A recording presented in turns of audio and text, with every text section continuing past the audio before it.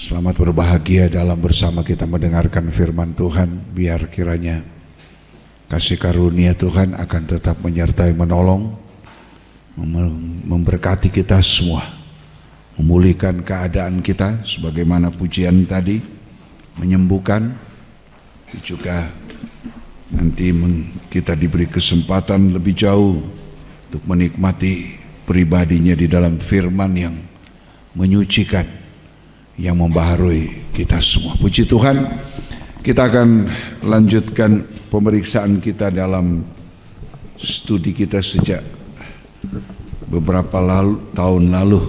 Ya, sudah 2 tahun kita mulaikan Injil Yohanes pasal 1. Kita sudah ada pada kesaksian yang kedua. Yohanes pasal 1 ada 3 saksi yang menyaksikan tentang Yesus itu adalah anak Allah. Ayat 1 sampai ayat yang ke-14 kesaksian dari Rasul Yohanes kita sudah tahu. Ayat yang bukan ayat ya. Bagian yang pertama ayat 1 sampai ayat yang ke-14 kesaksian dari Rasul Yohanes. Kemudian yang kedua adalah ayat yang ke-15 sampai 37 kesaksian dari Nabi Yohanes. Kemudian ayat 38 sampai 51 itu Tuhan Yesus yang bersaksi. Ya, sudah saya ulang-ulangkan kenapa Tuhan harus tampil sebagai saksi. Apakah tidak cukup dengan Rasul Yohanes dan Nabi Yohanes? Tapi untuk meneguhkan kesaksian seaku dari manusia, karena itulah Tuhan tampil sebagai saksi yang ketiga. Sebagaimana Yesaya 44, kita ulangi. Yesaya 44 ayat yang ke-26 bagian A saja. Yesaya 44 ayat 26. Akulah yang menguatkan perkataan hamba-hambaku, yang menguatkan perkataan hamba-hambaku dan melaksanakan keputusan-keputusan yang diberitakan utusan-utusanku. Iya, makasih. Itu yang sudah kita berkali-kali dengarkan. Karena itu juga pada studi kita yang pertama di tahun ini pada minggu lalu, sehebat apapun seorang manusia di dalam pemberitaan firman, dalam pelayanannya, dalam kesaksiannya, jika perkataan-perkataan itu tidak disertai oleh Tuhan, maka itu hanya berhenti sampai kepada perkataan manusia saja. Ya, Tuhan meneguhkan, itu yang kita butuhkan. Tuhan meneguhkan setiap perkataan-perkataan firman menjadi satu keyakinan, satu keteguhan hati bagi kita semua, untuk kita tidak menjadi ragu-ragu terhadap setiap perkataan firman. Itu maksudnya Tuhan. Yesaya 44 ayat 26 tadi, Tuhan yang meneguhkan, bahkan di dalam melaksanakan keputusan-keputusan yang sudah diberitakan oleh utusan Tuhan. Ya, Injil Yohanes, seorang yang diutus dalam menyampaikan firman, dia dilengkapi dengan roh yang tidak terbatas. Pekerjaan roh inilah yang sekarang kita tahu dalam fungsinya, dalam tugasnya untuk meneguhkan di dalam hati kita, ya, setiap perkataan firman. Keteguhan itu, keteguhan yang dikerjakan oleh Roh Kudus dalam hati, itu yang akan membangkitkan kekuatan di dalam kita. Kalau kita yang mendengarkan firman, kita disadarkan tentang kesalahan kita, maka Roh Kudus akan mendorong kita untuk merendahkan diri sampai kepada bisa datang kepada pengakuan. Itu pekerjaan Roh Kudus yang luar biasa, yang tidak bisa tergantikan. Otoritas Roh Kudus di dalam jemaat itu, di dalam sidang jemaat itu sangat tinggi. Tidak bisa diganti dengan otoritas yang lain, kekuasaan, wewenang yang lain. Peranan Roh Kudus itu adalah yang terutama di dalam kehidupan gereja Tuhan. Ya, karena itu kita mau perhatikan apa yang menjadi kehendak Tuhan. Ya, kita sudah sampai kepada kesaksian yang kedua dari Nabi Yohanes. Kesaksian yang kedua atau saksi yang kedua yaitu Nabi Yohanes, Yohanes Pembaptis. Sudah dijelaskan dalam puncak kesaksian dari Yohanes Pembaptis itu adalah dia bukan hanya mengaku bahwa Yesus itu adalah pribadi anak Allah sebagai mempelai laki-laki sorga. Tapi dalam puncak kesaksian bukan hanya perkataan tapi sampai kepada prakteknya, yaitu Yohanes rela menyerahkan kepalanya karena Kristus. Karena kesaksiannya dia rela menyerahkan kepalanya ketika dia dipancung saat dia menegur Herodes yang memiliki kehidupan nikah yang tidak benar. Yohanes kemudian dipancung. Itu puncaknya dari kesaksian Yohanes. Dia bukan cuma bersaksi dalam bentuk perkataan dalam Injil Yohanes 3 yang empunya mempelai perempuan adalah mempelai laki-laki, sementara sahabat yang berdiri di dekatnya bersukacita mendengar suara. Coba bisa dibaca itu dalam Yohanes 3. Ya, dalam Yohanes 3 ayat yang ke-29. Ya. Yang empunya mempelai perempuan, ya, ialah mempelai laki-laki. Ya. Tetapi sahabat mempelai laki-laki. Sahabat mempelai itu yang berdiri dekat dia. Ya. Dan yang mendengarkannya. Ya. Sangat bersukacita mendengar suara mempelai laki-laki itu. Ya, terus. Itulah sukacitaku, dan sekarang sukacitaku itu penuh. Ya, terus satu ayat lagi. Ia harus makin besar. Ia harus makin besar. Yesus harus makin besar. Tetapi aku harus makin kecil. Harus makin berkurang-kurang, makin kecil. Puncaknya dari dia makin hari makin berkurang, makin kecil, yaitu dia rela menyerahkan kepalanya karena kesaksiannya. Jadi kesaksian Yohanes itu bukan cuma kesaksian dalam perkataan, tapi sampai dalam praktek. Ini kesaksian yang betul. Kalau kesaksian hanya dalam bentuk perkataan, semua bisa bersaksi. Ya, tapi kesaksian yang betul itu harus sampai kepada praktek. Ada bukti-bukti. Ada praktek. Dan ini yang dialami oleh Yohanes. Ini yang dia berikan kepada Yesus dalam pengakuannya, dalam kesaksiannya. Jadi puncak dia mengatakan Yesus harus makin bertambah-tambah, makin besar, dia makin kecil, makin berkurang, sampai sama sekali dagingnya tidak bersuara. Ketika kepalanya dipancung dalam Injil Markus, itu adalah puncak dari kesaksian. Puji Tuhan. Nah, kita sudah dengarkan bahwa ada 7 kesaksian. Ya, ada 7 kesaksian dari Nabi Yohanes tentang Yesus yang adalah anak Allah, pribadi. Anak Allah. Ada 7 kesaksian. Yang pertama dalam Yohanes 1 ayat 15, 26, 27 dan 30. Itu sudah beberapa kali minggu yang lalu kita masih mengulangkan sedikit ini. Ya, Yohanes 1 ayat 15, 26, 27 dan 30. Yesus itu adalah firman yang kekal. Kesaksian Yohanes, dia datang kemudian daripadaku. Ya. Pada ayat yang ke-15 bisa diulangi sedikit. Ayat 15 dari Yohanes pasal 1 itu. Yohanes memberi kesaksian tentang dia. Ya. Dan berseru, katanya, inilah dia yang kumaksudkan ketika aku berkata kemudian daripadaku akan datang dia yang telah mendahului aku, sebab Dia telah ada sebelum aku. Ya, Yohanes Pembaptis menunjuk kepada kekekalan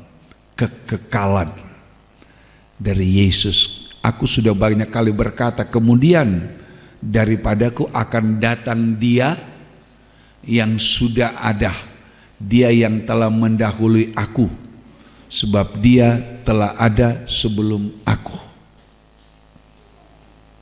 Nih, padahal Yohanes datang bersaksi tentang Yesus, tapi dalam kesaksiannya Yesus yang dia saksikan sudah ada sebelum dia. Ya, itu menunjuk kepada kekekalan dari Yesus sendiri. Yesus itu adalah firman yang kekal, firman yang sudah ada sejak dahulu. Itu adalah Logos. Ya, itu adalah Logos. Kita sudah lihat di tahun yang lalu ada beberapa kegunaan dari Logos. Ya, Logos itu saya memberikan salah satunya atau antara lain kegunaan dari Logos, yaitu memberikan hidup kekal.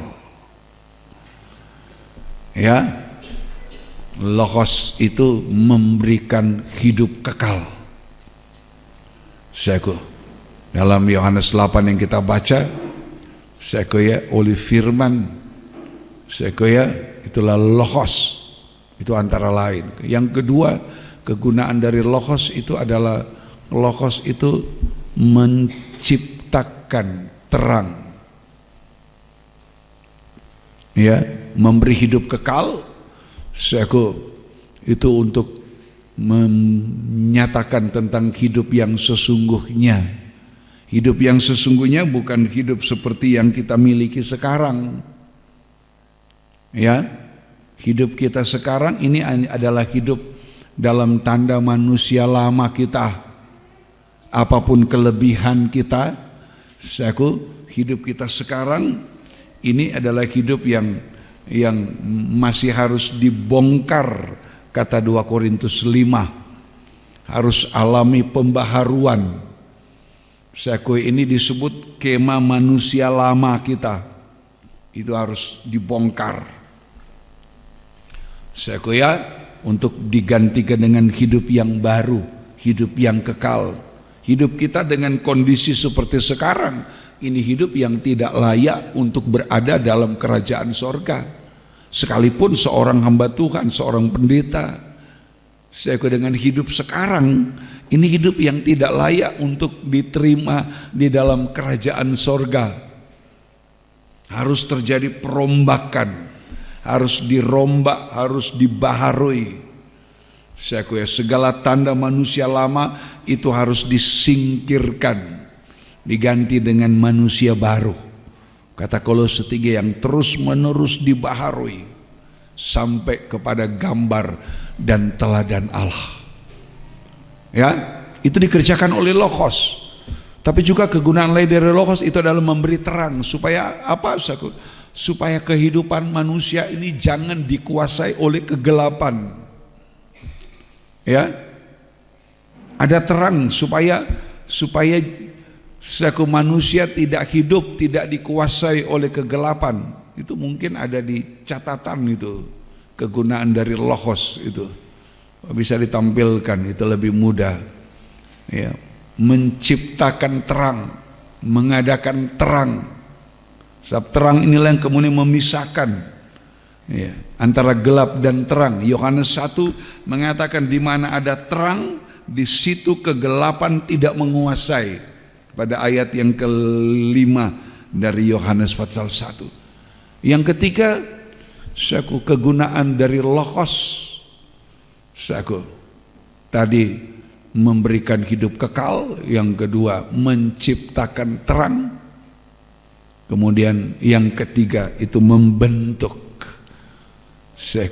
membentuk kehidupan manusia untuk menjadi segambar dengan Allah. Membentuk lewat penyucian dan pembaharuan sampai sempurna. Ya, kalau kita kembali kepada penciptaan yang pertama dari bumi ini, saya menggunakan istilah ada 2 kali penciptaan. Pada awal pertama Kejadian 1 ayat 1 2, Allah menjadikan langit dan bumi. Bumi itu tidak ada bentuk, hancur. Itu Logos datang untuk membentuk, ya, sesuai dengan teladan. Bumi itu belum berbentuk, kosong, hampa. Saya kira tiada kehidupan, itu kosong. Nah, Tuhan Logos datang memberi hidup. Yang hampa, yang kosong, yang sia-sia. Kemudian bumi yang dijadikan itu adalah gelap, kata Kejadian 1, ya. Bumi itu belum berbentuk, kosong, gelap gulita. Aku menguasai. Sesudah itu pada ayat yang ketiga Tuhan kemudian berfirman, jadilah terang, dan seterusnya dan seterusnya. Jadilah, jadilah, itu perkataan firman dengan kuasa penciptaan. Ya. Jadi awal pertama lebih baik mari kita lihat dulu, mari ayo. Kejadian 1, coba kita perhatikan. Ya. Ayat 1. Pada awal pertama atau pada mula pertama Allah menciptakan langit dan bumi. Ya, ini Allah menciptakan langit bumi. Seperti apa keadaan langit bumi itu nih? Bumi belum berbentuk dan kosong. Belum berbentuk itu bicara tentang kehancuran. Bumi belum berbentuk, terjemahan baru bilang. Ya, bumi belum berbentuk. Saya kira itu yang harus kita lihat. Jadi tidak ada bentuk, ya. Terjemahan lama bilang campur baur. Sesuatu yang campur baur itu tidak ada bentuk. Sama dengan hidup manusia lama kita juga begitu kan, masih campur baur. Ya, bumi belum berbentuk, kosong, gelap gulita. Gelap gulita. Menutupi samudera raya. Ya, itu keadaan dari bumi ketika dijadikan.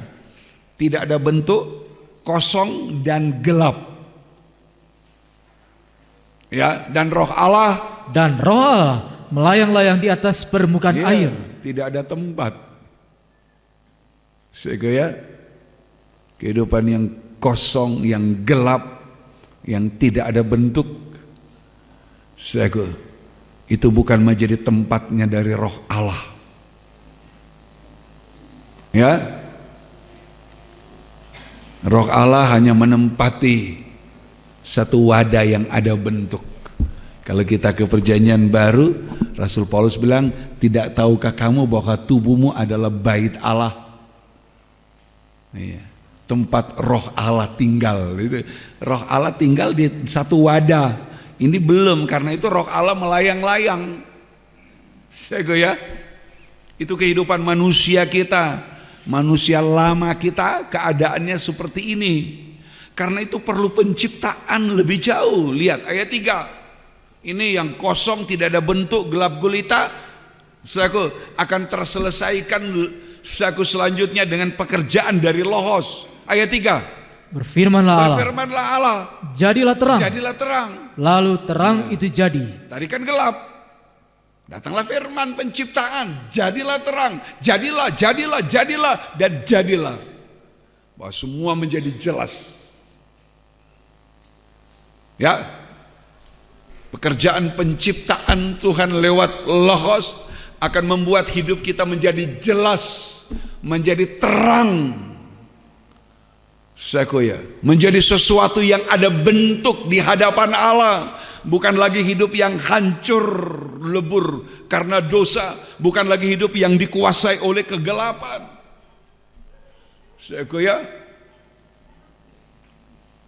Pekerjaan Logos menyelesaikan semua itu.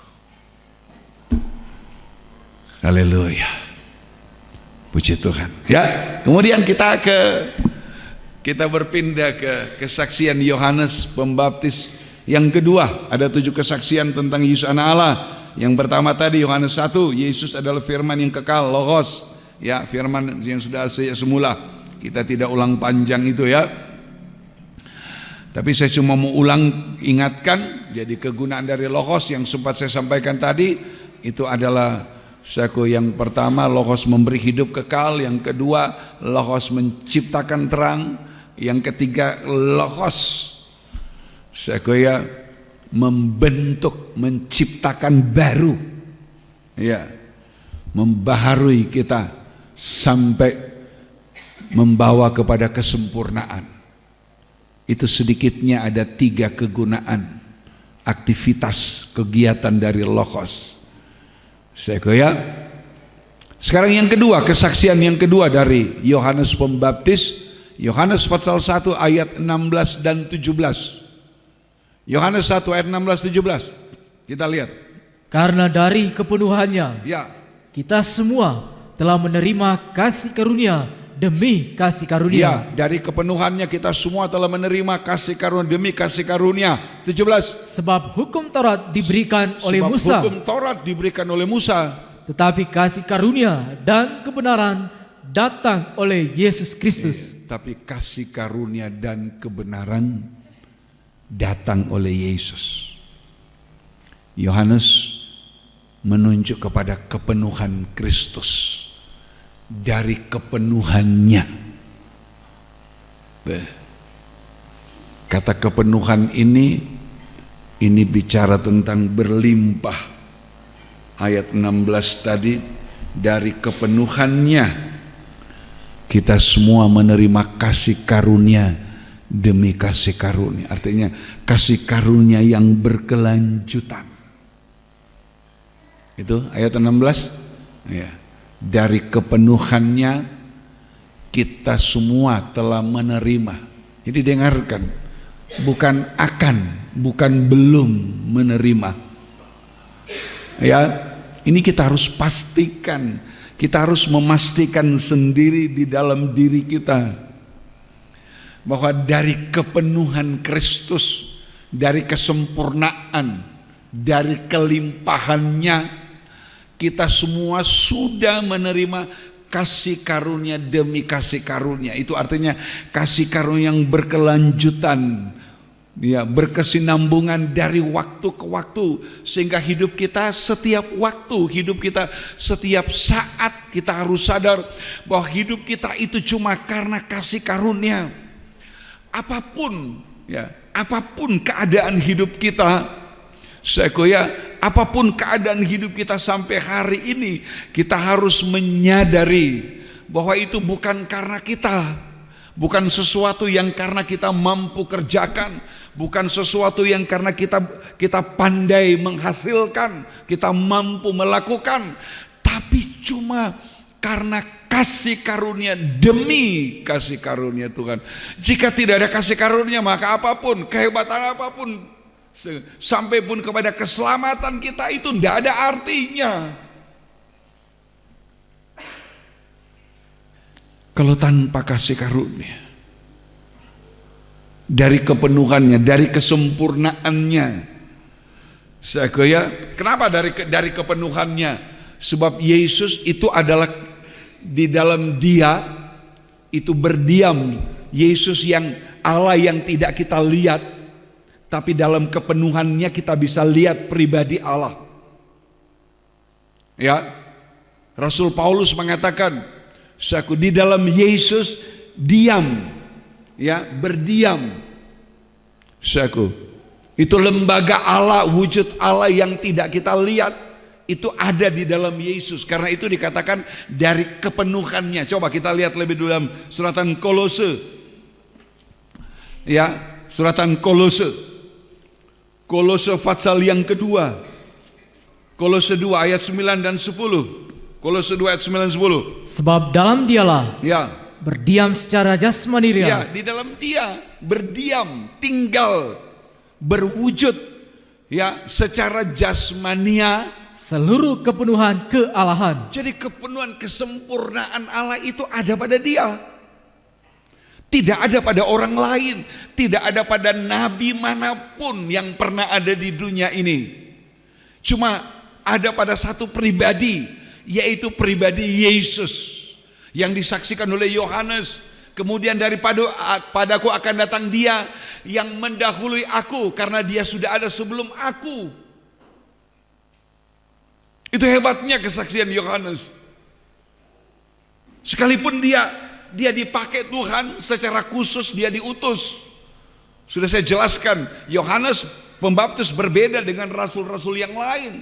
Yohanes memang sengaja diutus, bukan dipanggil, dipilih. Dia memang ditentukan, diutus oleh Tuhan untuk mendahului jalannya Tuhan. Tapi di tengah kebesarannya, keluar biasaannya, dia bersembunyi di balik Yesus. Aku yang berseru, aku yang bersaksi, tapi aku ini bukan apa-apa. Karena itu mengatakan, kemudian daripadaku akan datang dia yang mendahului aku, dia yang sudah ada sebelum aku. Di tengah kehebatannya, yang ditampilkan adalah Yesus. Dia ada di belakang Yesus, bukan dia. Walaupun dia punya kesempatan untuk tampil, oh iya saya, kalau bukan saya kamu tidak diberkati, kalau bukan saya kamu tidak hidup dalam kasih karunia. Tidak, kasih karunia bukan datang karena seorang pendeta. Tidak, saudaraku, kasih karunia bukan datang karena seorang gembala. Kasih karunia itu kita terima sampai hari ini. Mau dia pendeta, mau dia gembala, mau dia jemaat, mau dia guru sekolah minggu, tua-tua, diaken, atau apapun dia. Kita semua menerima kasih karunia yang sama, yaitu dari kepenuhan Kristus. Dia adalah lembaga Allah secara jasmania. Ketika dia datang di bumi, dia adalah kepenuhan kealahan ada di dalam dia. Kalau ayat 9, sebab dalam dialah berdiam secara jasmania seluruh kepenuhan kealahan. Seluruh kepenuhan kealahan secara lahiriah ada di dalam Yesus. Coba. Tidak ada di dalam siapa? Karena itu Yohanes 1 ayat 16, dari kepenuhannya kita menerima kasih karunia demi kasih karunia. Jadi kasih karunia itu tidak pernah datang karena seorang manusia. Ya, tidak pernah ada seorang manusia bisa memberi kita kasih karunia. Tidak ada, saudaraku. Kalau seseorang dipakai oleh Tuhan, iya. Tapi sumber kasih karunia itu cuma satu, itu ada pada pribadi Yesus. Jangan kita tertipu, saudaraku. Ya, untuk melihat, wah, sumber kasih karunia ada pada pendeta A, pendeta B. Sehingga kalau kita bukan ke dia, kita tidak hidup dalam kasih karunia. Keliru. Seseorang dipakai, ya, untuk menyalurkan kasih karunia. Siapapun, mau pendeta, mau dia jemaat, kalau dia mau dipakai Tuhan untuk menyalurkan kasih karunia, tidak ada yang bisa menghalangi. Sekalipun dia seorang anak kecil, Tuhan bisa pakai seorang anak kecil. Kalau Tuhan bisa pakai seekor ayam untuk memberi kasih karunia kepada Petrus, lebih dari seekor ayam Tuhan bisa pakai seorang anak sekolah minggu, ya, untuk menyalurkan kasih karunia kepada kita. Tapi harus diingat, kasih karunia itu bukan datang dari manusia, tapi dari Allah. Manusia itu cuma pembagi. Kata Rasul Paulus, kita adalah pembagi. Kalau kita merasa kita diberi kasih karunia, ayo. Ya.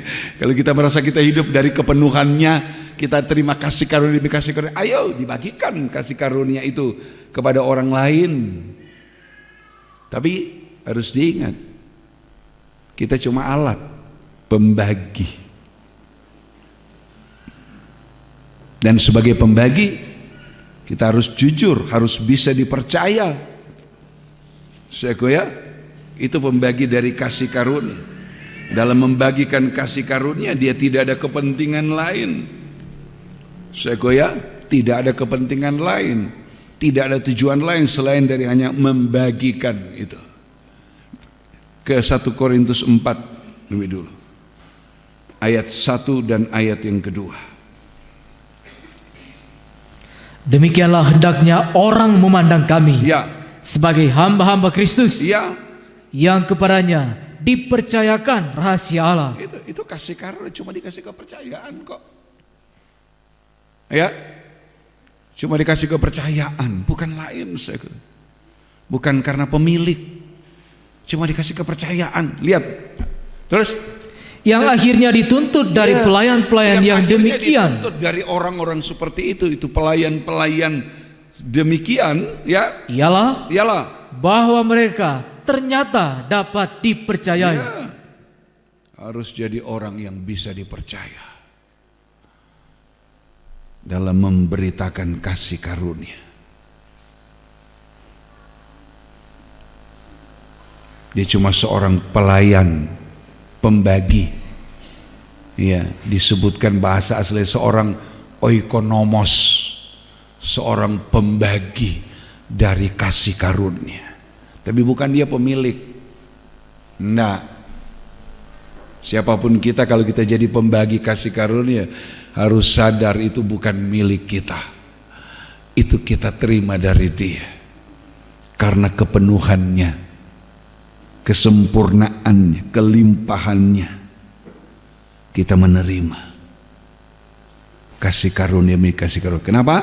Tadi Kolose 2 ayat 9, karena di dalam Dia berdiam secara jasmani. Dia yang datang di bumi, ya. Kolose 2 ayat 9 dan 10. Karena di dalam Dia berdiam secara jasmani seluruh kepenuhan kealahan. 10. Dan kamu telah dipenuhi di dalam Dia. Dan kamu dan kita telah dipenuhi di dalam Dia. Dialah kepala semua pemerintah dan penguasa. Iya, kita semua telah dipenuhi. Saudaraku, bukan belum. Saya mau ingatkan, saudaraku, dari sejak kita menjadi percaya, sebenarnya kepada kita sudah diberikan kasih karunia demi kasih karunia. Saudaraku, ya,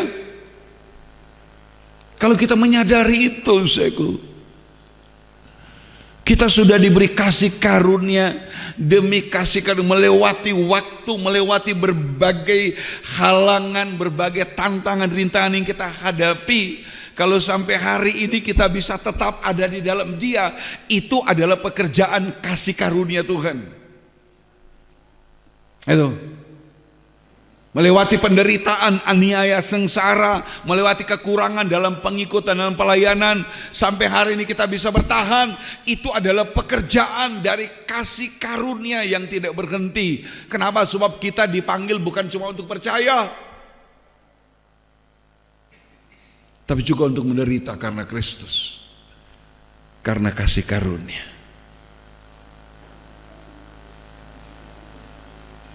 Dari kepenuhannya,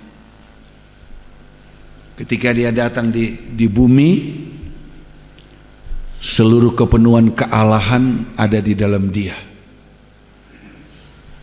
Kepenuhan kealahan ini yang dulu tidak dilihat oleh murid-murid. Coba, karena itu saya mau mengatakan betapa berbahagianya kita. Ada 12 murid Tuhan, 12 murid yang utama. Saya kayak, tapi mereka belum bisa melihat, tidak melihat kalau Yesus itu adalah kepenuhan kealahan.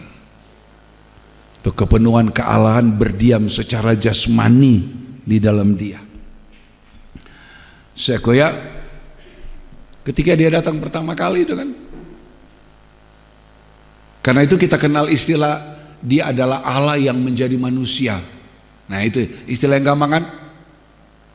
Dia Allah menjadi manusia, lahir sebagai manusia. Allah yang mengambil wujud sebagai manusia.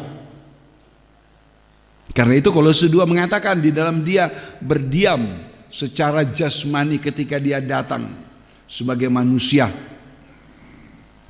Ya, sebelum kedatangannya, jadi sebelum kedatangan yang pertama, ketika Dia masih di sorga, seluruh kepenuhan kealahan ada pada Dia. Dia adalah firman. Nah itu, mudah-mudahan kalimat ini bisa dimengerti. Ketika dia di sorga, ya, dia adalah kepenuhan kealahan. Seluruh kepenuhan kealahan ada di dalam dia, yaitu dia yang adalah firman. Karena itu Yohanes 1 pada awal pertama adalah firman, firman itu bersama dengan Allah, firman itu adalah Allah. Ini tidak bisa diterima dengan logika manusia, cuma bisa diterima dengan iman.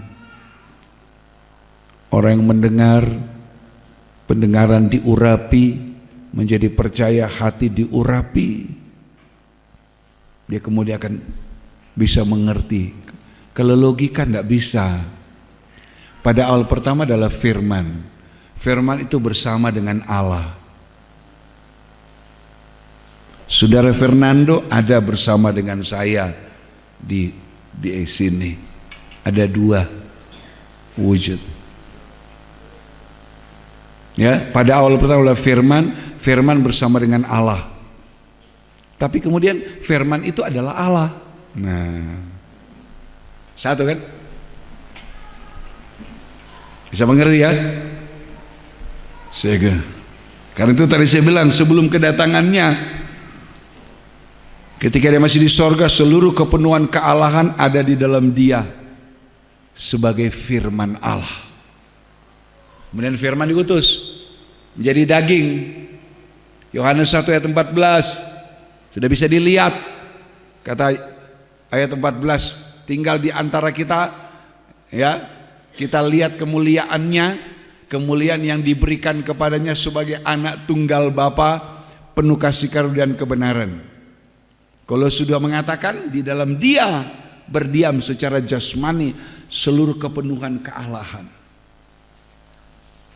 Dia menjadi yang terutama, tidak ada yang lain.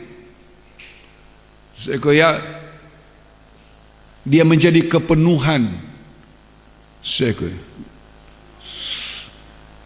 Sehingga kalau kita mau jujur semuanya, di dunia ini kita tidak perlu sumber yang lain.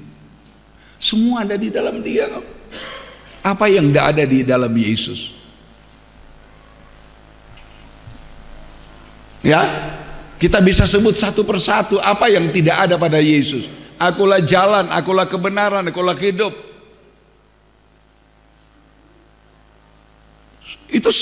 Itu sudah mencakup seluruh keberadaan, seluruh kebutuhan hidup manusia di dunia ini. Sudah ada di ayat itu. Akulah jalan dan kebenaran dan hidup.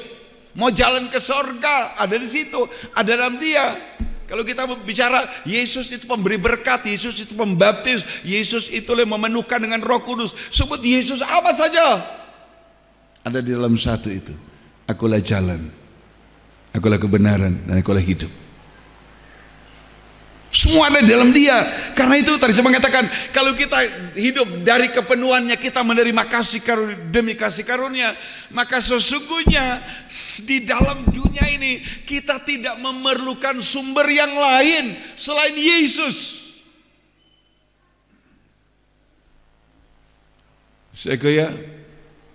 Selain dia sumber.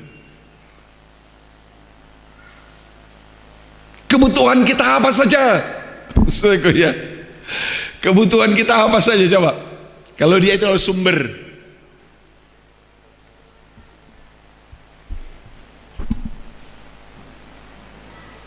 Seluruh kepenuhan kealahan ada di dalam dia kok. Dan kita dipenuhi di dalam dia.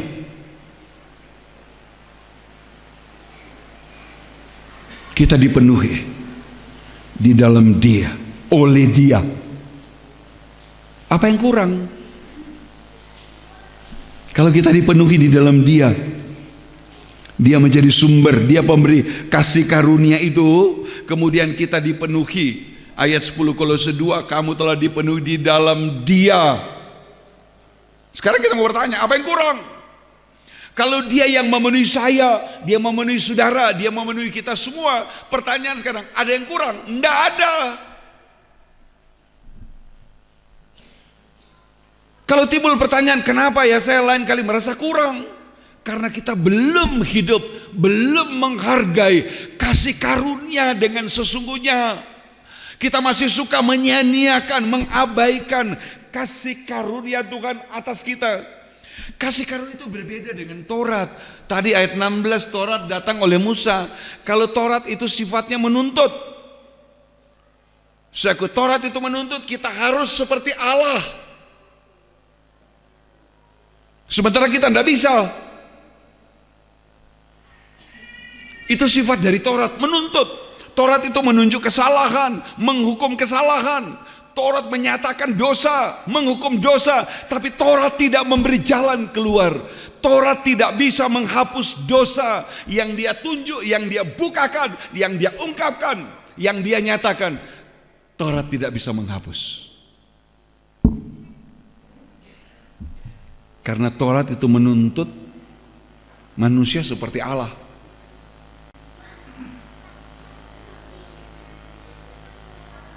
Kalau kasih karunia lain, kasih karunia itu penyediaan.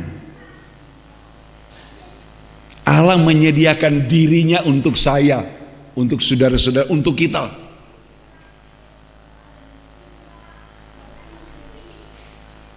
Itu penyediaan. Itu beda. Kalau Taurat menuntut, kasih karunia memberi.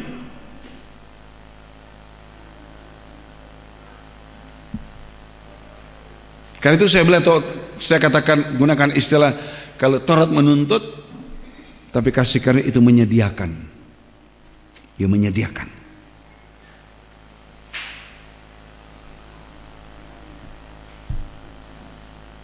Dari penyediaan Tuhan karena kasih karunia. Saya ulangi istilah tadi, kita tidak membutuhkan sumber yang lain di dunia ini kecuali Dia. Tapi kenapa kita kemudian lain kali saya merasa kurang? Kita harus berjuang dengan kekurangan kita. Kenapa? Karena kita belum hidup sebagaimana kasih karunia itu.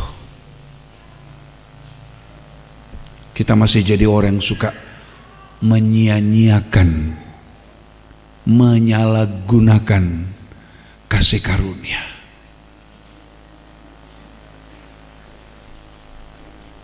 Itu yang terjadi, saudara.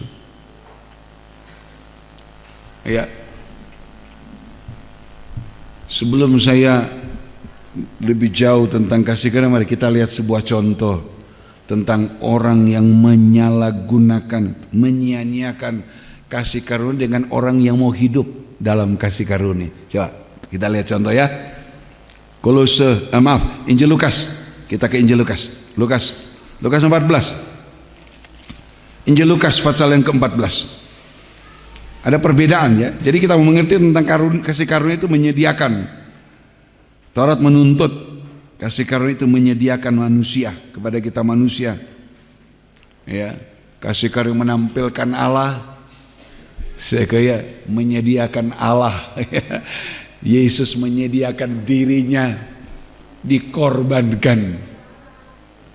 Kalau Taurat menuntut orang berbuat dosa, harus ada binatang korban. Ketika Yesus datang dengan kasih karunia, dia tidak menuntut korban, dia menyediakan dirinya, dikorbankan. Beda kan?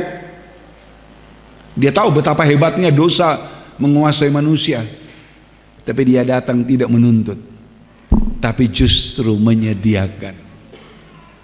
Dan ini justru menjadi kesukaan Allah. Saya pernah gunakan istilah kesenangan Allah mengorbankan anaknya. Kesukaan dari Bapa mengorbankan anaknya. Itu kasih karunia yang terbesar. Mari kita lihat, ya kita lihat sebuah contoh dulu. Kalau Tuhan izinkan, memang kita bicara kasih karunia mungkin agak panjang, agak lama nanti, tapi seizin Tuhan saja.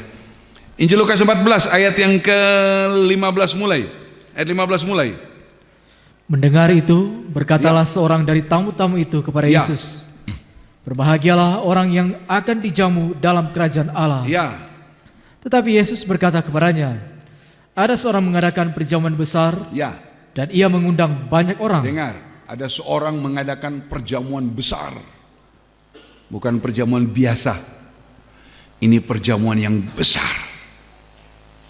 Saya kira ini perjamuan besar.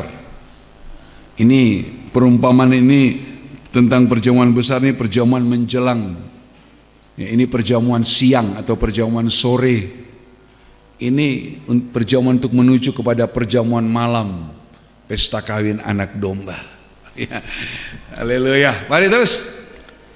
Menjelang perjamuan itu dimulai. Menjelang perjamuan itu dimulai. Ia menyuruh hambanya mengatakan kepada para undangan, Ya. Marilah, Sebab segala sesuatu sudah siap. Ya, ini yang disebut kasih karunia. Mari. Segala sesuatu sudah tersedia, sudah siap. Jadi orang-orang diundang ini, ya, dalam Injil Matius sama ceritanya, tapi ada perbandingannya. Ya, para undangan ini orang-orang dianggap layak diundang. Ya, ini orang-orang dianggap layak untuk diundang. Saya banyak kali bikin contoh ketika ada pesta kawin, kamu menikah dulu, ya, sudah susun undangan sekian banyak, ya, baru disortir, ya. Oh ini sudah Jo, ini, kan gitu. Semua begitu kok, ya. Bikin undangan, saya kayak siapa yang mau diundang? Orang mulai berpikir, oh si A, oh si B, oh si C. Nah, itu yang dianggap layak diundang dengan perkataan marilah, sebab segala sesuatu sudah siap.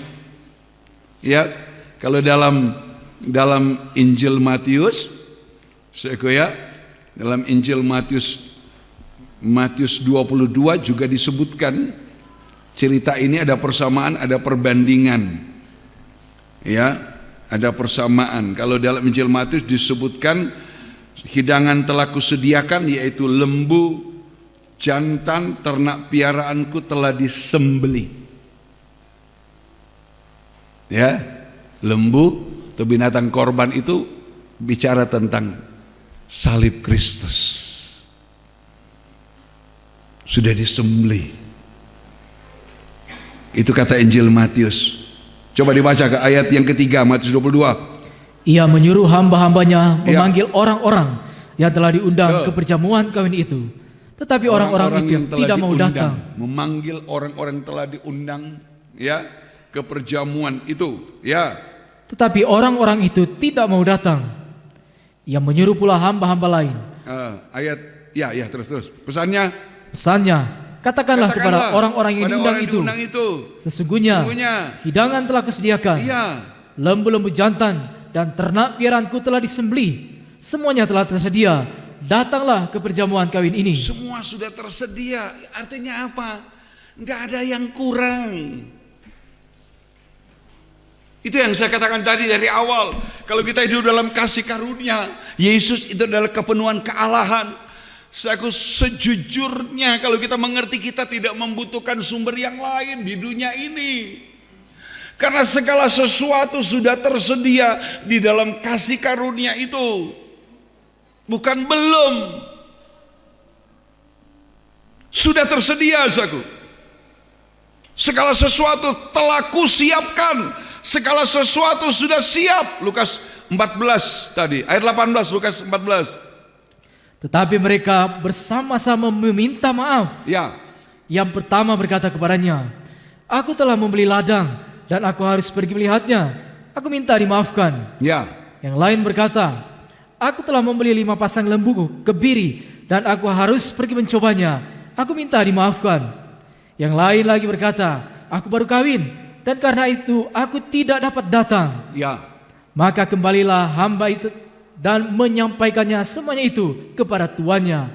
Lalu murkalah tuan rumah itu dan berkata kepadanya, pergilah dengan segera ke segala jalan dan lorong kota, dan bawalah kemari orang-orang miskin dan orang-orang cacat. Ya, ini orang yang tidak layak dalam undangan. Bawalah kemari orang-orang miskin, orang-orang cacat, dan orang-orang buta, dan orang-orang lumpuh. Iya, terus. Kemudian hamba itu melaporkan, Tuan, apa yang Tuhan perintahkan itu sudah dilaksanakan. Tetapi sekalipun demikian masih ada tempat. Dengar, ini kalimat ini yang luar biasa. Semua orang cacat, orang miskin sudah diundang, tapi masih ada tempat. Ini yang disebut kasih karunia tuh. Kita sampai hari ini masih hidup dalam kasih karunia. Dan kasih karunia sudah pernah terangkan, kasih karunia ini berlangsung sepanjang zaman kita di dunia ini. Dari zaman Nuh, kasih karunia sudah ada di tengah-tengah ancaman hukuman. Sebelum hukuman dijatuhkan, kasih karunia sudah disiapkan. Sampai kepada zaman akhir, sebelum hukuman pembalasan Allah Tritunggal, kasih karunia masih berlaku. Masih ada. Ini dikatakan hamba-hamba tadi. Tuhan, yang apa yang Tuhan perintahkan sudah dilaksanakan. Tapi sekalipun demikian, sudah sedemikian banyaknya orang di bawah, masih ada tempat. Masih ada waktu untuk ditolong. Masih ada waktu untuk diselamatkan. Masih ada waktu untuk berubah. Masih ada waktu untuk dibawa dalam rencana Tuhan. Nah, jangan pernah berhenti. Ini yang disebut dari kepenuhannya kita terima kasih karunia demi kasih karunia. Ya, terus masih ada ayat yang kita mau baca lagi. Lalu kata Tuhan itu kepada hambanya, itu, ya, pergilah ke semua jalan dan lintasan, dan paksalah orang-orang yang ada di situ, masuk, karena rumahku harus penuh. Iya. Terus, sebab aku berkata kepadamu, tidak ada seorang pun dari orang-orang yang telah diundang itu akan menikmati jamuanku. Iya. Kalau kita memeriksa ini, kita lihat hebatnya kasih karunia Tuhan. Kasih karunia itu bukan perkataan, bukan sekedar perkataan, obral perkataan. Ini ada perjamuan besar yang dilakukan ketika orang diundang datang untuk menikmati apa yang sudah disediakan. Coba, pernah enggak kalau saudara diundang ke acara perjamuan, acara pesta, katakanlah pesta kawin, sudah diundang, di undangan itu ada catatan kalau datang bawa alat makan, atau kalau kamu datang acara pesta nikah itu resepsinya bikin di restoran besar, bikin undangannya sekian banyak, tapi ada catatan diundang kalau datang harap bawa alat makan sendiri, bawa makanan, bawa minuman. Nah, cuma ada tradisi di kehidupan manusia, kalau ada acara pesta kawin, acara apa saja, bahasa orang bilang barukub. Kalau mau betul semuanya kan enggak. Oh, kita diundang kok. Nah, coba kita diundang ke pesta kawin, undang datang menikmati apa yang disediakan oleh keluarga kan. Cuma sudah menjadi tradisi di kita membawa, sebenarnya kok itu pengganti kado. Kalau pernikahan pengganti kado, kita memberi hadiah. Tapi ada orang bikin pesta, itu kado itu jadi hitung-hitungan. Berapa banyak yang diterima, berapa banyak dana yang dikeluarkan. Kalau anggaran pestanya sekian, katakanlah 100 juta, tamu-tamu yang datang memberikan hadiah, ya cuma total 25 juta. Ada yang kecewa, aduh, nyandak pulang pokok. Itu bukan pesta namanya, cari untung. Iya tak? Nah kamu bikin pesta kan untuk apa? Ketika habis pesta amplopnya dihitung, anggarannya 100 juta dihitung 200 juta. Oh puji Tuhan, pesta kawin diberkati. Orang bikin pesta itu perjamuan, undang perjamuan itu datang untuk menikmati apa yang disediakan. Itu yang betul. Kita belajar dari firman. Datang ke perjamuanku, segala sesuatu sudah disediakan. Ini yang tadi saya jelaskan tentang contoh, tentang kasih karunia yang adalah penyediaan. Tapi ada begitu banyak orang yang tidak bisa menikmati kesukaan dari pesta itu, tidak menikmati kebahagiaan, tidak menikmati perhentian, tidak menikmati keberhasilan, tidak menikmati kesukaan. Kenapa? Karena tidak menghargai kasih karunia. Orang yang diundang kan alasannya, lihat, ini alasan dari orang-orang yang sombong, orang-orang yang keras hati.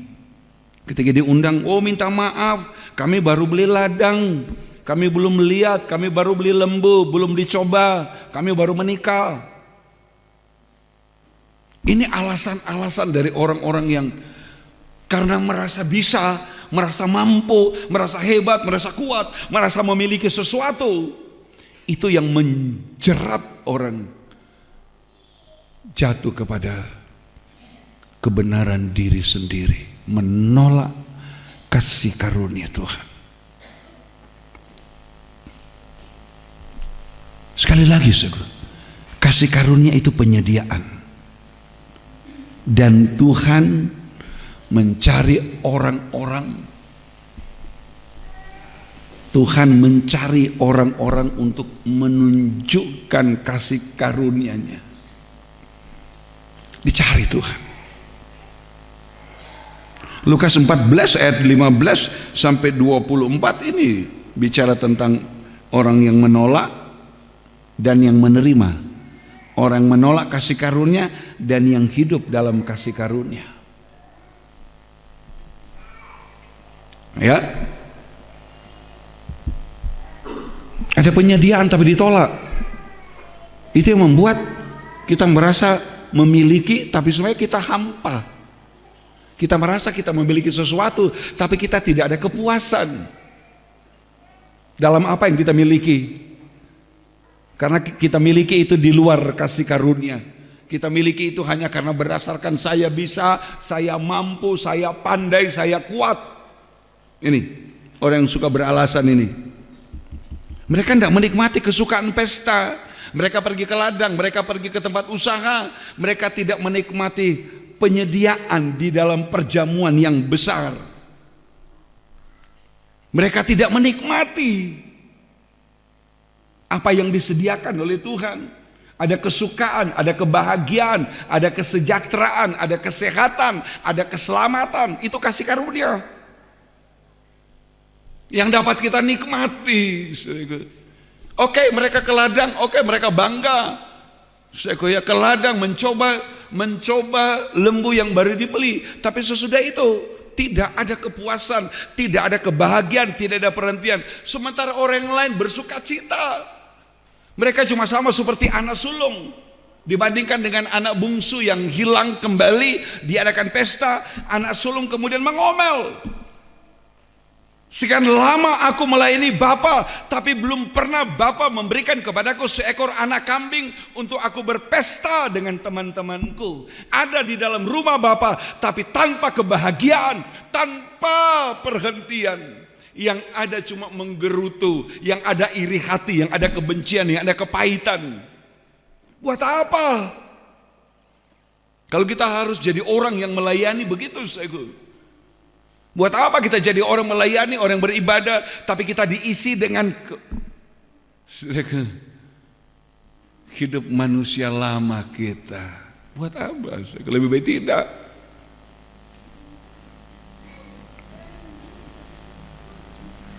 Tadi saya bilang, kasih karunia penyediaan. Tuhan mencari orang-orang untuk menunjukkan kasih karunia.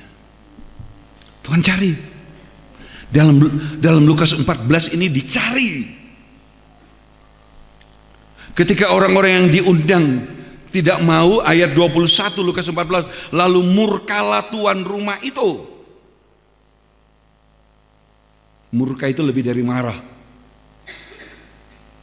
Murka itu artinya perasaan duka cita yang dalam atas orang-orang yang menolak kasih karunia. Rasa duka, berduka, aduh, kok kamu tinggal mau mendatang menikmati kebahagiaan, menikmati keselamatan, menikmati kesejahteraan, menikmati pemulihan, kok enggak mau? Itu murka, itu rasa duka yang dalam. Karena Tuhan selalu ingin mencari orang untuk tempat dia menunjukkan kasih karunia, dia membagikan. Itu dicari, saudaraku. Dari ayat ini saya mau jelaskan, Tuhan mencari orang-orang untuk menunjukkan kasih karunia. Bukan cuma satu kasih karunia, tapi kasih karunia demi kasih karunia. Dicari, saudaraku. Ya, ketika dia murka, dia berduka cita karena orang menolak kasih karunia, menolak penyediaannya, menolak segala sesuatu yang mendatangkan keuntungan, kebahagiaan, kesejahteraan, menolak kesempatan dipulihkan, menolak kesempatan dibaharui. Dia bilang kepada hamba-hambanya, pergilah dengan segera ke segala jalan dan lorong, bawalah kemari orang-orang miskin, orang cacat, orang buta, orang lumpuh. Wah, ini orang-orang yang tidak masuk hitungan. Tapi saudara lihat, ketika kasih karunia itu dibagi, Tuhan tidak bilang begini, kamu pergi ke segala lorong, jalan, lintasan, undang itu orang-orang yang kamu anggap baik. Enggak. Saat kita mau datang ke Tuhan, di hadapan Tuhan karena kasih karunia, Tuhan tidak tuntut kesempurnaan dari kita. Enggak. Tuhan ingin apa adanya saat kita datang kepada Dia. Apa adanya saya, apa adanya saudara.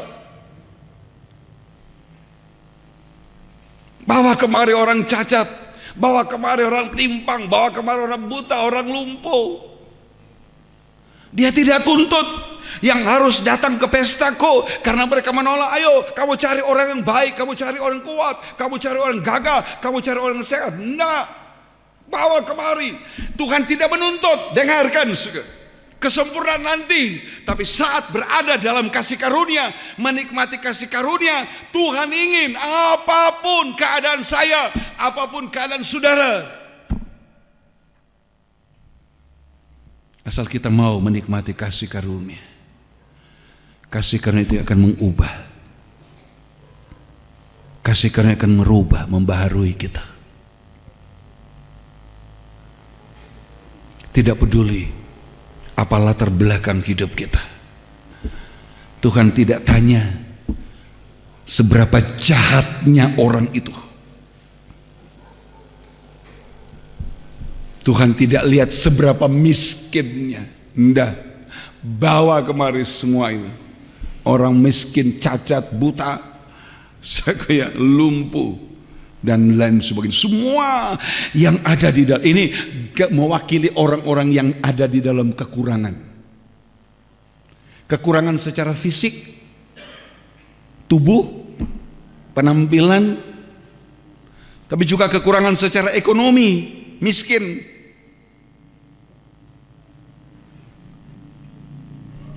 Tuhan tidak peduli. Tuhan tidak tuntut kamu kaya dulu. Tuhan tidak tuntut kamu ayo kalau sudah sempurna baru datang sama saya. Enggak. Apa adanya. Ini kasih karunia. Berbeda dengan manusia. Kita kalau melihat orang, kita kalau menilai orang, selalu kita ukur dari ekonominya, dari fisiknya. Hari Selasa yang lalu ya, jangan mengolok. Sudah jelaskan itu. Kita lihat orang dengan penampilannya begini, kita tertawa, kita mengolok, kita bawa orang itu dalam gurauan kita, itu mengolok. Dia adalah ciptaan Tuhan.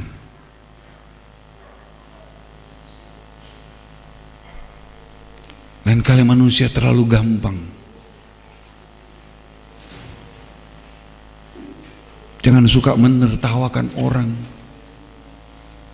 apapun bentuknya. Saya kalau lihat ada orang cacat, hati saya, aduh Tuhan, andai saya bisa menolong dia.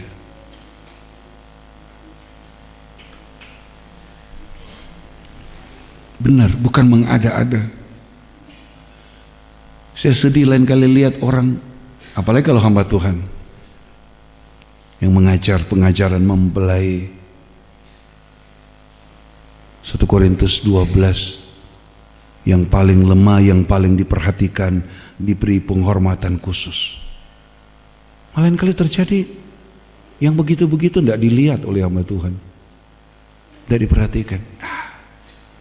Kalau yang penampilannya wah,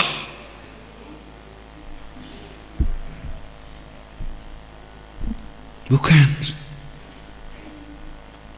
Kasih karunia, lihat beda sekali kan.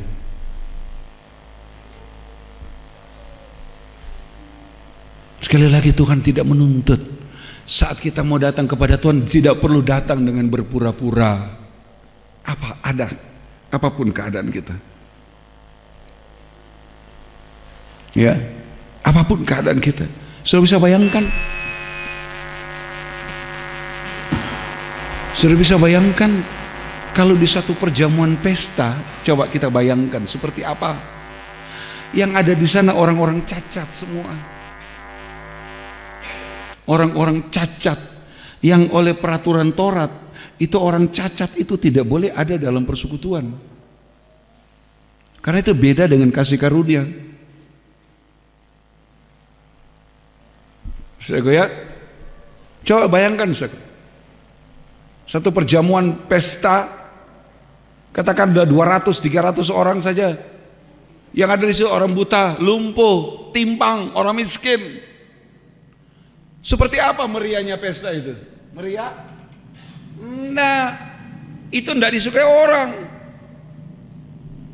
Tapi coba lihat apa diajarkan oleh Tuhan. Kalau itu sudah menyangkut kasih karunia, saya kalau sudah menyangkut kasih karunia, ada penyediaan dari Tuhan.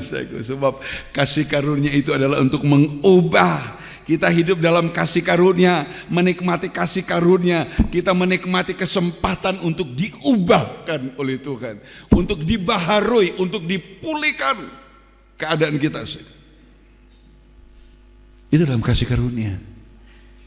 Kalau kita tidak menyanyiakan kasih karunia,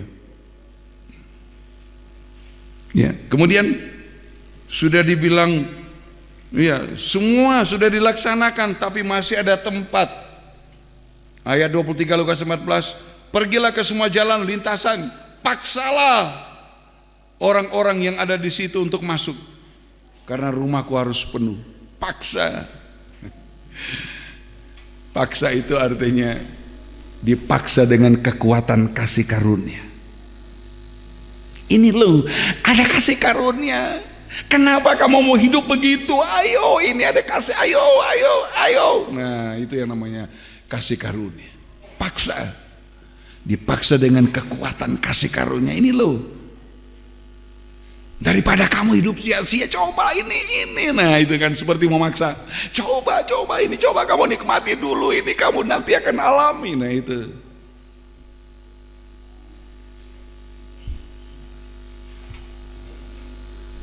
Itu dikatakan paksa. Paksalah. Haleluya. karena rumahku harus penuh.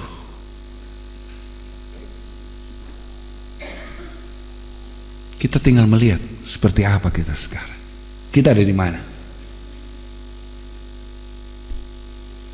Kita jadi orang menghargai kasih karunia, atau orang menolak, merasa hidup dalam kasih karunia tapi praktek hidup kita adalah orang yang menolak kasih karunia. Coba kita lihat beberapa contoh tentang praktek dari orang-orang yang menolak kasih karunia. Ya, praktek dari orang menolak kasih karunia. Praktek dari orang yang menolak atau yang menyia-nyiakan kasih karunia. Yang pertama, kita lihat yang pertama. Kita baca dalam 2 Korintus 6. Ya, praktek menyia-nyiakan atau sia-siakan kasih karunia. Yang pertama 2 Korintus 6 ayat 1 sampai 3. Sebagai teman-teman sekerja, Ya. kami menasihatkan kamu supaya kamu jangan membuat menjadi sia-sia Ya, kasih karunia Allah yang telah kamu terima. Sebab Allah berfirman, pada waktu aku berkenan, aku akan mendengarkan engkau. ya, Dan pada hari aku menyelamatkan, aku akan menolong engkau.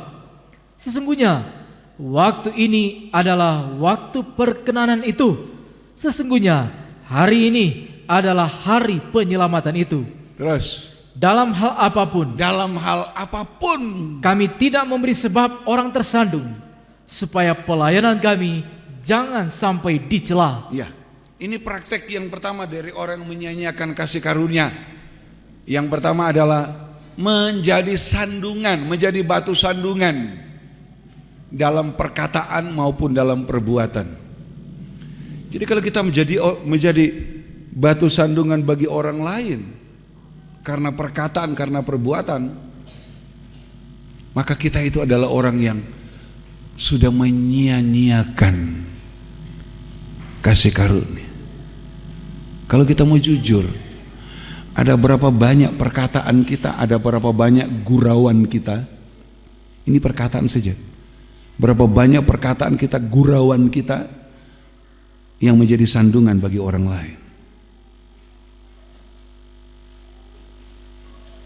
Dewa, ketika kita bergurau, pikiran kita bergurau, tapi orang itu sakit hati.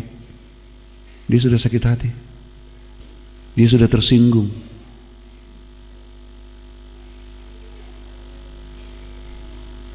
Kalau itu saya sudah menjadi batu sandungan. Batu sandungan itu adalah sesuatu yang diletakkan di depan untuk menjatuhkan. Jadi kalau saya karena perkataan saya mungkin bergurau, tapi orang itu sakit hati, tersinggung, itu saya sudah menaruh batu sandungan, orang itu jatuh dalam kesalahan, mungkin dia sakit hati. Padahal itu sebenarnya tidak perlu. Sekarang kalau dia sakit hati, karena apa dia sakit hati? Saya. Itu cuma dari gurauan.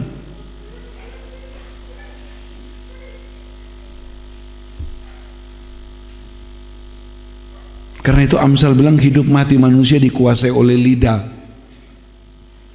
Siapa suka menggemakan akan memetik buahnya itu, menanggung akibatnya. Dari gurauan saja. Coba kita bergurau. Minggu yang lalu ada orang tua yang jalannya sudah terseok-seok, kemudian ada orang-orang muda, ada orang yang kemudian jalan meniru orang tua yang jalan itu sambil tertawa mengolok-olok. Coba tanya perasaan orang tua itu.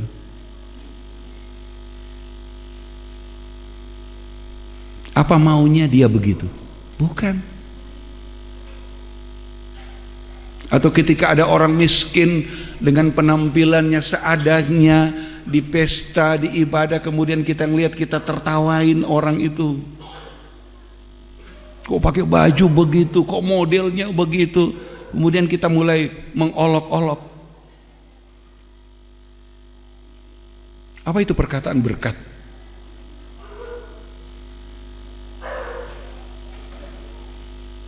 Enggak. Itu kita meletakkan batu sandungan. Orang itu tersandung, dia sakit hati, timbul kebencian, timbul kepahitan. Siapa yang punya salah? Saya, kalau saya pendeta, sia-sia saya berteriak kasih karunia. Kecuali sesuatu hal itu di luar kesadaran, ya lain ceritanya, tidak disengaja. Tapi kalau saya menyengajakan, mengolok, menghina, membuat orang sakit hati, saya sudah jadi batu sandungan. Sekalipun saya teriak setiap hari, ayo hidup dalam kasih karunia, percuma. Belum perbuatan, itu baru perkataan. Bukan tidak boleh bergurau, boleh. Tapi bergurau memberi makna enggak? Kalau bergurau hanya untuk menyakiti orang, kalau bergurau hanya untuk menimbulkan kebencian, kepahitan, sakit hati, kita jadi batu sandungan. Di batu sandungan itu akan, kitab Wahyu akan ditenggelamkan. Seperti Babel, dia ditenggelamkan ke dalam laut. Karena itu hati-hati ya. Kalau ada alasan, ya bicara. Kalau tidak, buat apa?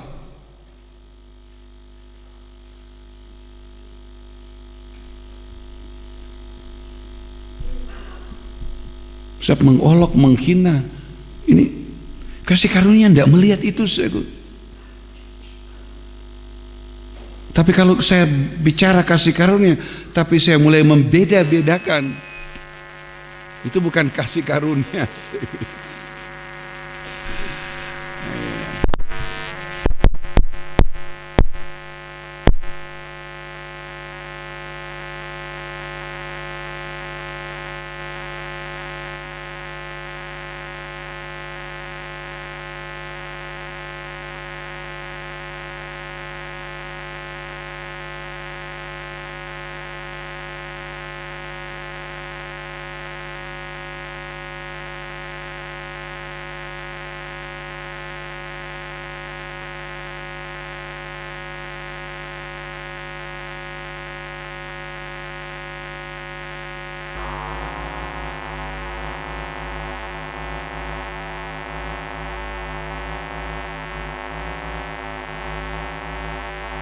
Miskin, kita menghina penciptanya, ya.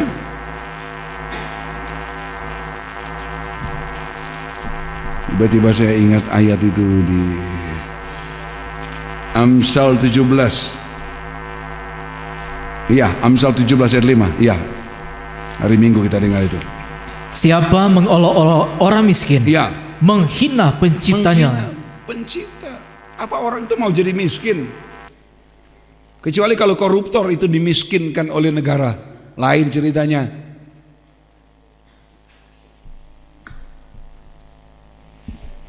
Kita mau olok orang miskin. Orang miskin itu bukan cuma miskin secara ekonomi, saudara dengar.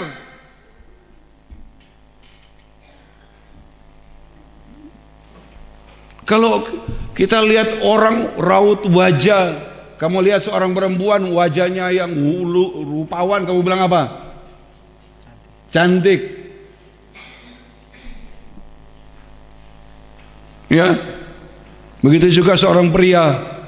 Sekarang kalau wajahnya kebalikan dari itu, jadi hinaan orang. Muka kok modelnya begitu. Loh, siapa yang bikin DP muka?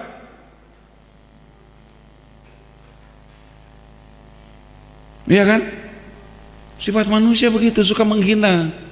Jadi miskin ini bukan cuma miskin secara lahir, secara ekonomi, tapi dalam segala hal. Mungkin punya raut muka yang tidak seperti yang dia sukai, mulai dihina.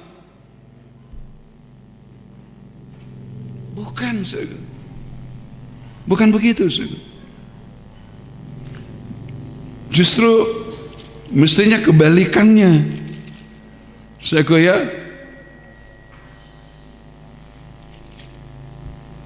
Justru kita harus berbelas kasihan. Kalau kita merasa kita lebih dari dia, ayo berbelas kasihanlah. Jangan cuma bisanya menghina.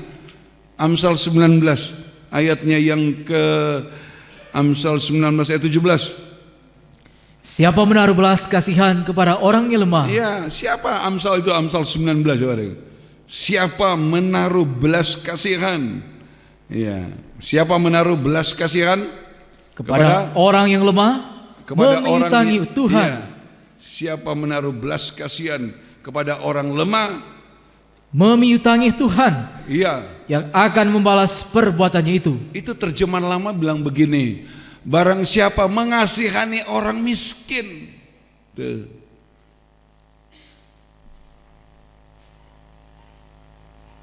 Kadang-kadang orang yang menghina orang, mukanya orang, padahal dia lebih ndak. Kadang-kadang kita jadi manusia suka menghina, mukanya kok model begitu. Dia nggak tahu orang yang lihat dia lebih buruk melihat mukanya. Dia merasa dia ganteng, orang lain lihat mukanya kebalikannya. Sehingga ya, itu kebiasaan.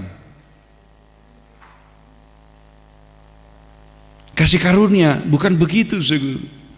Kalau kita hidup dalam kasih karunia, apa adanya orang itu.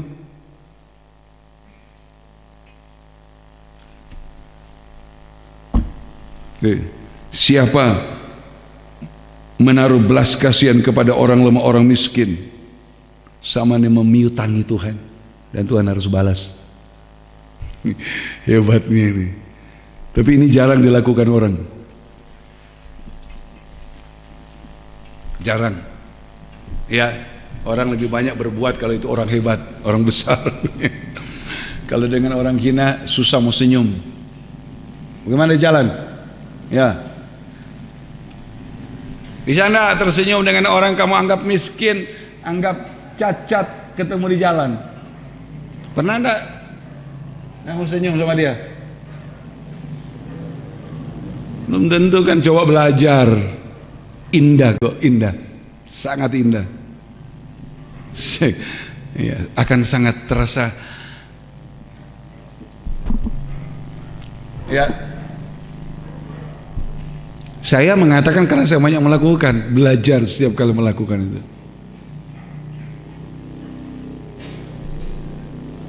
Suatu waktu ada seorang ibu yang lain kali datang kemana yang bos ini, sambil menjinjing tas.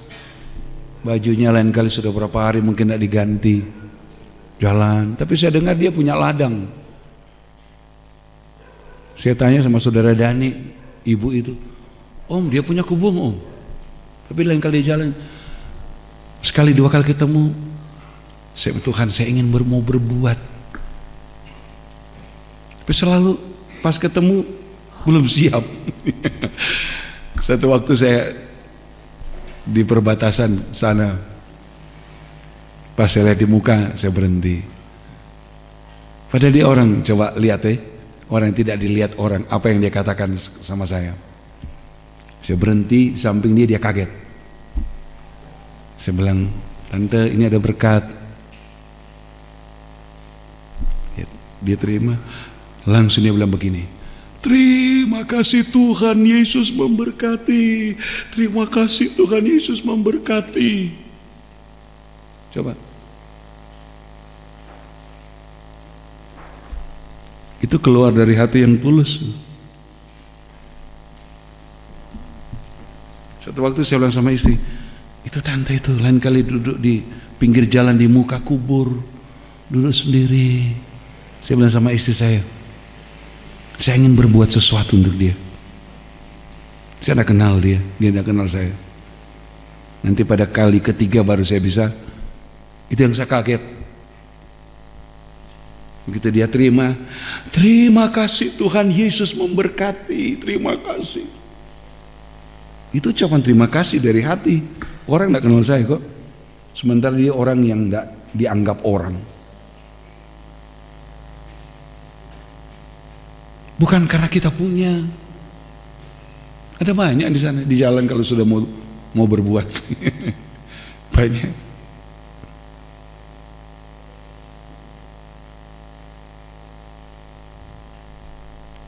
Orang-orang itu yang dicari Tuhan.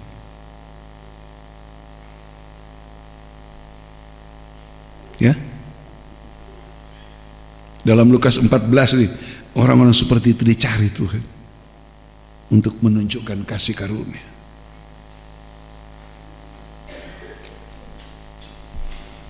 Sementara yang lain karena merasa mampu, merasa bisa menolak kasih karunia. Ya, yang pertama tadi sudah menjadi batu sandungan. Ya, karena itu hati-hati dengan perkataan juga perbuatan.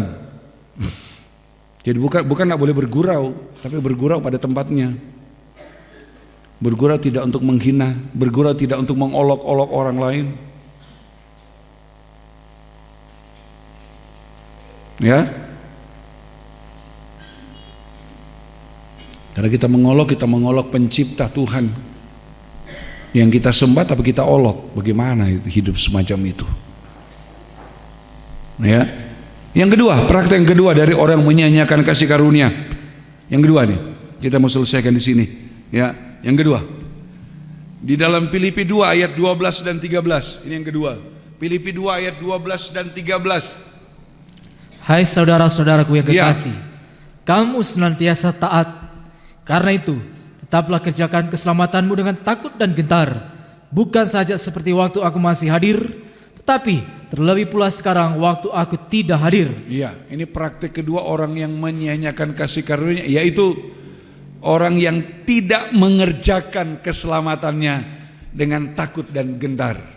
Itu kebalikannya. Kenapa? Karena Efesus 2:8, coba. Efesus 2:8. Ya. Efesus 2 ayat yang ke-8. Sebab karena kasih karunia. Sebab karena kasih karunia kamu diselamatkan oleh iman. Kamu diselamatkan oleh iman. Itu bukan hasil usahamu, tetapi pemberian Allah. Karena itu Filipi 2 ayat 13, kerjakan keselamatanmu dengan takut dan gentar. Keselamatan dari mana? Keselamatan hasil dari kasih karunia. Itulah sebabnya orang yang tidak mengerjakan keselamatan dengan takut dan gentar, itu adalah orang yang menyia-nyiakan kasih karunia. Kenapa? Ayat 13 Filipi 2. Karena Allah lah, bukan pendeta, bukan manusia, tapi Allah lah yang mengerjakan di dalam kamu baik kemauan maupun pekerjaan menurut kerelaannya. Karena Allah. Kalau hamba Tuhan cuma sekedar mengingatkan, ayo kita setia, ayo jangan tinggalkan ibadah, jangan tinggalkan pelayanan. Tapi yang mengerjakan itu Allah. Karena itu orang yang tidak mengerjakan keselamatan dengan takut dan gentar, itu orang yang menyia-nyiakan kasih karunia. Kenapa mesti dengan takut dan gentar? Karena keselamatan begitu berharga. Keselamatan seharga dari darah Yesus, seharga dari pengorbanannya.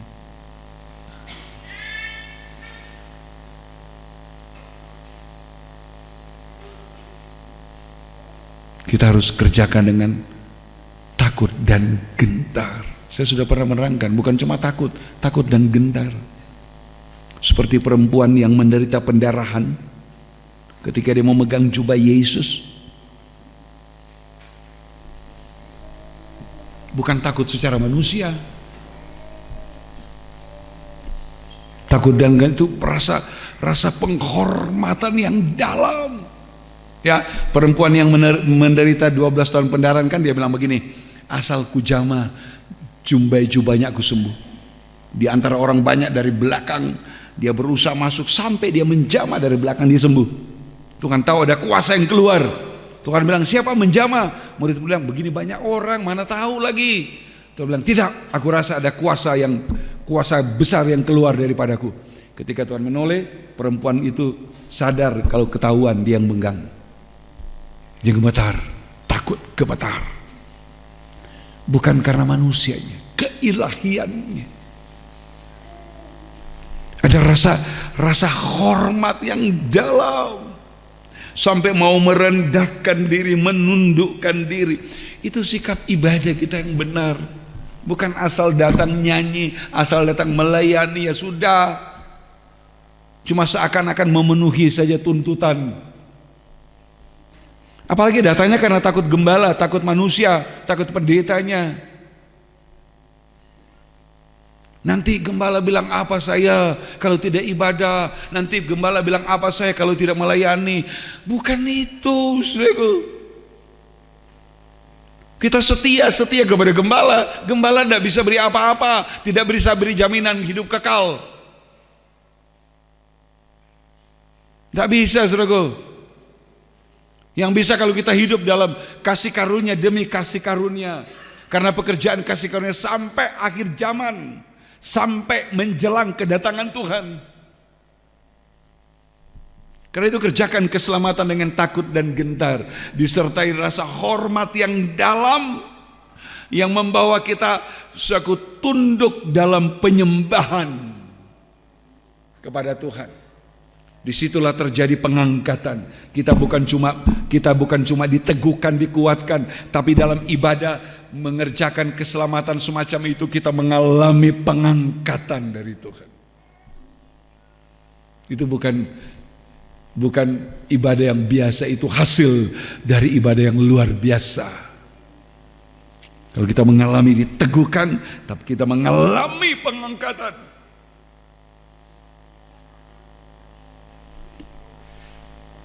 Itu orang, praktek hasil dari orang mengerjakan keselamatan dengan takut dan gentar. Yang ketiga, praktek orang menyanyiakan kasih karunia. Yang ketiga, Ibrani 12 ayat 15. Ibrani 12 ayat 15. Ini yang ketiga. Tanda ketiga orang menyanyiakan kasih karunia, itu praktek yang ketiga. Ibrani 12 ayat 15. Jagalah supaya jangan ada seorang pun menjauhkan diri dari kasih karunia Allah, agar jangan tumbuh akar yang pahit yang menimbulkan kerusuhan dan yang mencemarkan banyak orang. Iya. Menjauhkan diri dari kasih karunia. Jauh. Ibrani 10 ayat 25. Ya, Ibrani 10 ayat 25, kita lihat. Janganlah kita menjauhkan diri dari pertemuan-pertemuan ibadah kita, seperti dibiasakan oleh beberapa orang. Ada kata seperti dibiasakan oleh beberapa orang. Tetapi marilah kita saling menasihati, Ya. dan semakin giat melakukannya menjelang hari Tuhan yang mendekat. Iya, jangan menjauhkan diri seperti dibiasakan. Nah, tanda ketiga orang-orang menyanyiakan kasih karunia adalah menjauhkan diri dari kasih karunia. Apa sih kasih karunia itu? Kasih karunia itu antara lain kita dikasih kesempatan beribadah dan melayani, untuk menikmati penyediaan Tuhan, menikmati hadirat Tuhan. Seperti dalam Lukas 14, datang untuk menikmati apa yang disediakan oleh Tuhan. Tapi kalau kita sengaja, karena itu disebut jangan membiasakan diri. Kalau kita sengaja, saya membuang kesempatan itu, tidak menggunakan kesempatan padahal dikasih oleh Tuhan, kita adalah orang yang menjauhkan diri dari kasih karunia. Nah, itu adalah keinginan, kemauan dari iblis untuk saya memasukkan, mengganggu, menggoda kehidupan itu untuk jatuh dalam banyak masalah yang kemudian menimbulkan kepahitan dalam hidup. Padahal kalau dia ada ibadah, melayani, dia dengar firman, tadi saya bilang, menikmati hadirat Tuhan, kuasa, menikmati kesejahteraan, pemulihan, menikmati hidup disucikan, diubahkan, dibarui. Tapi karena tidak, iblis gunakan, masuk dengan tawaran-tawaran, godaan-godaan yang kemudian menjerat orang itu jatuh dalam kesalahan yang memahitkan hidupnya. Timbul akar pahit. Ya? Pikir, wah ada apa-apa. Sekali-sekali justru itu iblis manfaatkan kelengahan, apalagi kalau sudah dijadikan kebiasaan. Kalau sudah jadi kebiasaan, itu soalnya ndak rasa. Orang yang sesuatu sudah dijadi kebiasaan, kesalahan dan kekurangan tidak akan terasa. Tidak akan terasa lagi. Dia tidak akan bisa menyadari lagi kesalahan dan kekurangan. Ya, yang keempat, yang terakhir, tanda orang atau praktek orang menyia-nyiakan kasih karunia. Ayub 39. Ayub 39. Ayub 39. Ayat 16 sampai 20. Dengan riang sayap burung unta berkepak-kepak.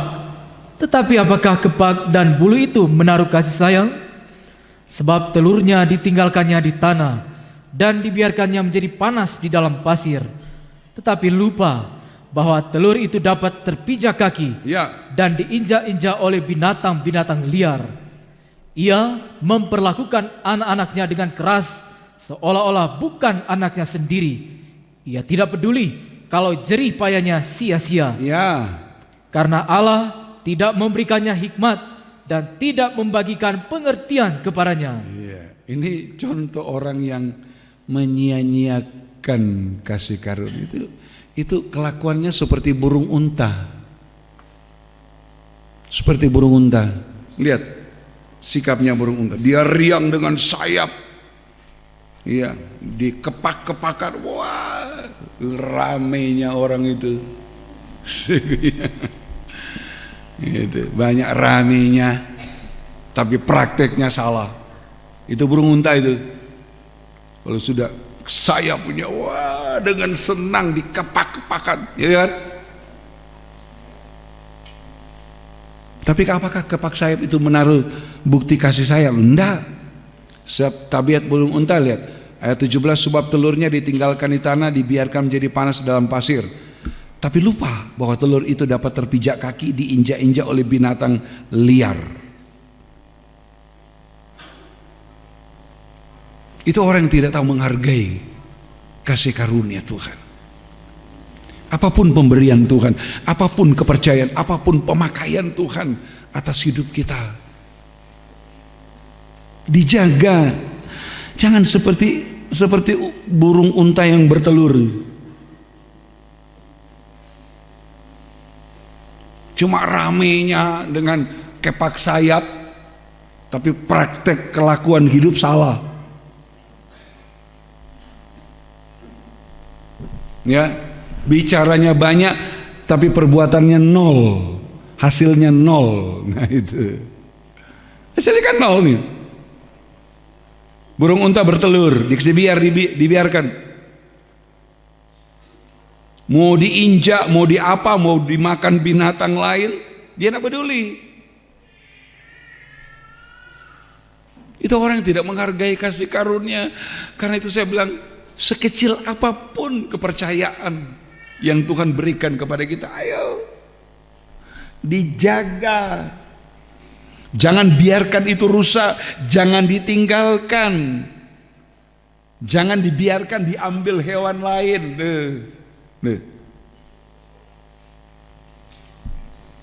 Kalau burung unta dia melakukan begitu, iya, karena dia tidak diberi pengertian, dia tidak diberi hikmat oleh Allah. Tapi kita pada kebaktian minggu kalau tidak salah, Kristus itu menjadi hikmat kita. Ya, di dalam dia tersimpan, Kolose bicara itu ya. Kita dikasih Tuhan dalam Kolose 2 ayat yang ketiga, sebab di dalam Yesus tersembunyi segala harta, hikmat dan pengetahuan. Kita dikasih, sudah dikasih, tapi berperilaku seperti burung unta. Itu orang yang suka menyia-nyiakan kasih karunia. Itu ada sedikitnya ada 4 tanda orang yang menyia-nyiakan kasih karunia. Kita jangan seperti itu. Ya, kita mau jadi orang yang mau menghargai, sekalipun kita tidak dianggap orang, cacat, timpang, lumpuh, buta. Tuhan tidak menuntut kesempurnaan saat kita datang kepada Dia. Yang mengerjakan kesempurnaan adalah Allah, bukan kita. Karena itu Dia tidak menuntut kita sempurna datang kepada Dia. Dia menuntut kita apa adanya. Dia yang akan mengerjakan penyempurnaan di dalam kita. Ya, bukan kita. Saudaraku, kita diundang datang, ayo datang. Ya. Itu dalam Lukas 14. Jadi sekali lagi Tuhan tidak menuntut kesempurnaan saat kita datang. Justru kalau kita datang berlaku berpura-pura seperti orang benar, orang suci, padahal tidak benar, tidak suci. Kita datang, kita orang yang datang kepada Tuhan dalam kemunafikan. Datang seperti orang suci, seperti orang benar, datang kepada Tuhan seperti orang tidak ada salah, padahal banyak kesalahan. Nah, kita justru jadi orang munafik. Tuhan mau kita datang apa adanya. Ketika menerima undangan hidup dalam kasih, ayo. Ini indah kok. Tuhan tidak menuntut kesempurnaan. Kesempurnaan akan dikerjakan oleh Tuhan. Ketika kita hidup dalam kasih karunia demi kasih karunia akan membawa kita untuk menikmati bukan cuma kuasa pengampunan, kuasa pembenaran, tapi dalam kasih karunia kita menikmati kuasa penyucian, sampai pada akhirnya dalam kasih karunia itu kita menikmati kesempurnaan dari Tuhan. Tuhan mengerjakan penyempurnaan dalam kehidupan kita. Tuhan memberkati kita semua. Jika Tuhan izinkan, kita akan teruskan di hari yang akan datang. Kita masih bahas kasih karunia, tapi jika tidak, kita akan lanjut kepada kesaksian yang ketiga. Haleluya, haleluya, haleluya. Hanya Dia yang terutama. Oh haleluya. Dia yang dibesarkan.